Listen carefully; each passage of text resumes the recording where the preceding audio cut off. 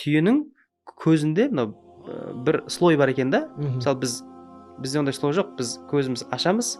Егер суық немесе шаң болса көзіміз жабамыз, болды, көрмейді көзіміз. Ал түйелерде олар енді шөл далада жүреді көбіне. Жүрген кезде көзінде бір слой бар екен да, ана құмнан, бораннан қорғайды. Сол слойды жапса, көзі көре береді де, және ештеңе кірмейді көзіне. Тағы бір слой бар екен да көзінде. Шаң түйіршіктер кірмейді ғой. Кірмейді. Кете береді. Иә. Тоқтамай. Ал біз мұқтажбыз көзіміздің жұмылып қалуына, өйткені біздің көзімізге құм кіреді, шаң кіреді деген сияқты ше.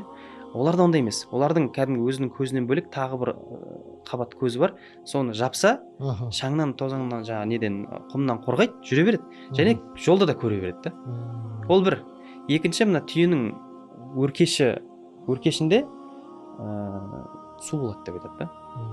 Сол олар ұзақ уақытқа су ішпейтіні, сол өркештен су кеп тұрады аузына дейді да.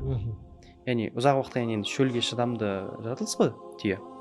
Көп түйенің өзінде қаншама белгілер бар екен. Алла тағала Құранда түйені айтып тұрғаны бекер емес. Афала янзуруна илал ибили деп айтты ғой. Кайфа хулиқат. Түйенің қалай жаратылғанына қарамайсыңдар ма деп ше.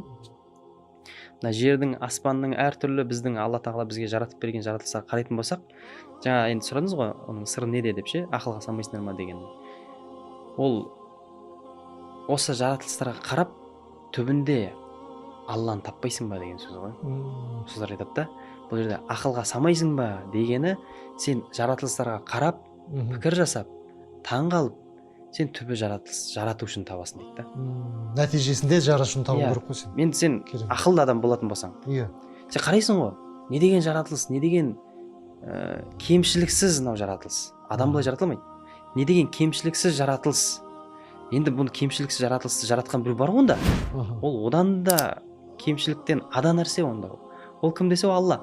Сен осындай нәрселерді ойланып, сен түбі ақылға салып пікір жасайтын болсаң, түбі Алланы табасың.